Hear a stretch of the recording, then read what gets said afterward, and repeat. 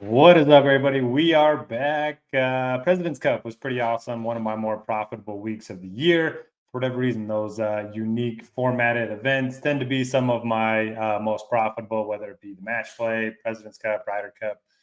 Man, I do miss match play, though. I hope they bring it back in some capacity here in the next couple of years. But we're here to talk about the Sanderson Farms Championship. It's probably going to be a shorter video. The field is pretty weak. There's not a lot of attention on this event, given the fact that NFL's in the full swing and there just aren't that many good golfers in the field. But let's quickly talk about the golf course. It is Country Club of Jackson. It's one of those courses that it's looks difficult on paper, but it's not really when it comes to how the course plays. It's par 72, 7,461 yards. Each of the last 5 winners have been at least 18 under par here. And we've had quite the mix of winners. So we've had Luke List, who kind of a bomber, that can't putt. We have Sam Burns, who pretty solid all around, but an elite putter. Sebastian Munoz. Then you have Cam Champ, who's another bomber. And then Ryan Armour, who's a short hitter that relies on the putter. So very interesting mix of winners here over the last 5 editions. The difficulty, this was one of the 5 easiest courses on the PGA Tour last year. Prior to that, 29th, 45th, 32nd, 26th in terms of difficulty. So it's going to be a birdie fest. And that says a lot, just given the quality of the field that typically tees it up here. The fact that they still tear this place apart kind of goes to show how easy the course is. The greens are Bermuda grass. They measure 6,200 square feet on average. The fairway is about 29 yards wide on average, which is a little bit narrower than tour average, but this is still more of a bomber-friendly course. The driving distance plot on the chart on Data Golf is pretty high. So I do think the bomber is going to have an edge this week just because the missed fairway penalty is low. There's 4 par 5s. There's a lot of long holes. There's water in play on 5 of the holes. And that should just about do it for the course breakdown. Let's get into the model this week. So I have 9% weighted to off the tee, 3% to distance. Again, you can bump this up if you would like. I have 14% to strokes gained approach. The expected approach column in right here. What it does is it takes a look at how the different yardage buckets that approach shots are expected to be hit by each golfer. So not just in total, but by each golfer based on their average driving distance. And what I do is I calculate the strokes gained in each of those buckets and apply those to how many shots I'm expecting each golfer to hit from those buckets to come up with this metric. Lucas Glover, number 1, Grayson Sigg, number 2, JJ Spawn, 3, Skins, 4, Emiliano Grillo, 5. Now, if you look at the course history for those guys, Grillo's played well here in the past. Grayson Sigg was top 10 here last year. Glover's been pretty good here in the past. Spawn's got some good finishes here. So certainly makes some sense. I always kind of like when the metrics that I come up with kind of are backed up by some type of result in the past. Pretty low weight to strokes gained around the green just because it's a birdie fest. 10% weight to strokes gained putting with an emphasis on Bermuda grass putting. 5% to birdie or better, 5% to bogey avoidance. Course history is at 4%. Honestly, you could probably put this at 0%. It has not been very predictive here, year in and year out. You just look at, the guys with the best course history are all guys that have played it twice or fewer times, So not something that I'm definitely looking at. If guys have a good result here, certainly not going to be, weighing that against them, but I don't think course history matters all that much. Course fit, this is just the Data Golf course fit rankings. Don't have any strong take on that this week. And then stroke gain total on Bermuda grass courses over the last 2 years. You have Griffin, Yeager, Eric Cole, Nick Dunlap, Keith Mitchell. Strokes gained in weak fields, which I do think is going to be important this week. If you wanted, you could just put this at 0 and then bump these up to 8. I don't mind doing that this week. Eric Cole, number 1, Ben Griffin, number 2, Seamus Power, Steven Yeager, Mackenzie Hughes. So some similar names. Hughes has got 94 better. So does Spawn. So does Yeager. So does Griffin. So does Cole. So a lot of the same guys tend to play, Bermuda course as well and weak field course as well, or weak field events well. Then we got the form. I got 12, 12, 11 in terms of short-term, mid-term, long-term to come up with our overall rankings. And at the very top, we have Keith Mitchell. He's a bomber. He has a good track record on Bermuda courses. He won Honda National, but he's not been very good here in the past. He's missed his last 2 cuts here. I'm fine with him. fine without him. I will note that this is a good week to kind of make balanced rosters. 25-1 is like the leading guy in the outright odds market. So you're not getting like a clear favorite. Like when Scheffler plays, he's 4-1. Sander plays, he's like 8-1. So typically those are guys that you want to pay up for because they have so much win equity.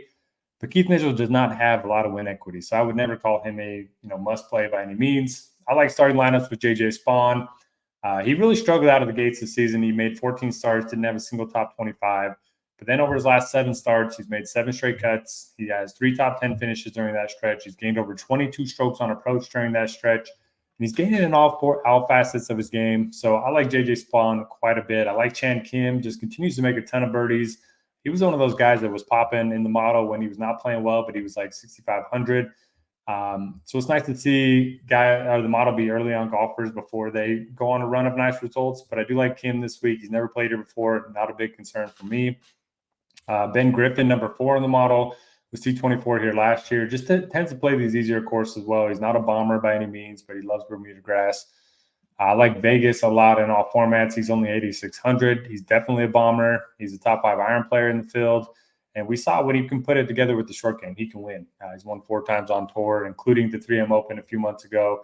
I like Mackenzie Hughes. He won here last year. We typically see guys that play in the President's Cup and the Ryder Cup kind of go on a strong run right after those team events. I don't know if it's a thing where their confidence levels at an all-time high, or if after going from the pressure of a Ryder Cup, President's Cup, and then going into a stroke play event that just doesn't have nearly the same amount of pressure, maybe that just helps them feel a little bit better, feel more confident, whatever it may be. But we do see guys go on runs after these type of events, and Hughes is the only guy in the field that played in the President's Cup last week. So I do like him quite a bit at 10,000. Mac Meisner continues to play well. Did miss the cut his last time out, but we can forgive him for that. Stats are solid across the board, no major weakness. So I do like him. At 8K, he rates out as one of the better point per dollar options on the board. Seamus Power at 10K. I mean, what world are we living in? I mean, I know he's been in pretty good form. I don't think he's a bad play by any means, but man, it's pretty wild. He does have 3 top 30 finishes here in the last 5 starts. But again, I mean, he's 28-1 and over 10K on DraftKings. I didn't think we'd ever see that be the case with Seamus Power. Matt McNeely, man, going to be popular, at least based on the early ownership projections. I don't have a strong take. I mean, anytime I seem to be on him, he struggles. And when I don't like him, he tends to play well. So he's one of those guys that drives it well and putts it well. And that has kind of worked at this course in the past. If you look at Data Golf's, again, their little table where it shows, the relative importance of each stat.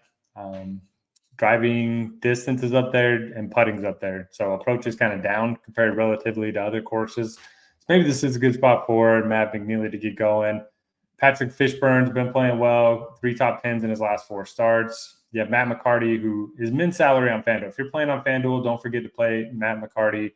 So if you look at his results, he got the Korn Ferry Tour bump based on his 3 wins. And he's made 12 straight cuts. He's got 3 wins during that stretch. He's got 2 top 5s, and then he's got another second-place finish. So the dude's been on fire.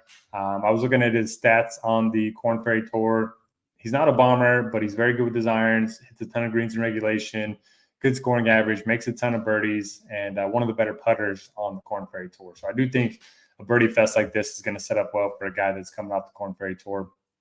Patrick Rogers has been very consistent, but hasn't shown a lot of upside. So if you're looking for a cash game guy, you can go there.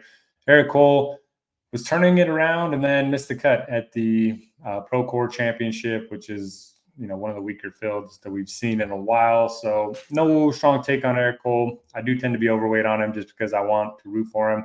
I did see that he was playing in some minor league tour events during this little break. You love that. I mean, I think he has over 100 wins on the minor league tour, something crazy like that. So I'm hoping he gets his first PGA Tour win here soon. Sventon's a good iron player. Pan rates out extremely well, but man, he is either like top 20 or missing the cut by a mile. So I don't like him in cash games, but I do think he's a solid tournament option. You have Doug Gim, who's kind of the opposite of CT Pan in that he's consistent, probably doesn't have as much upside as you're looking for in tournaments. Kuchar's been playing better. Not a bomber, not the best course fit. I think he was a better course fit a couple weeks ago at the Pro Core. Novak's a pretty good ball striker. Justin Lower's really good short game. Bo Hostler's played well here in the past. Trying to see if there's anyone else to talk about here. Patton Kazire coming off the win. Nick Dunlap just continues to not project well.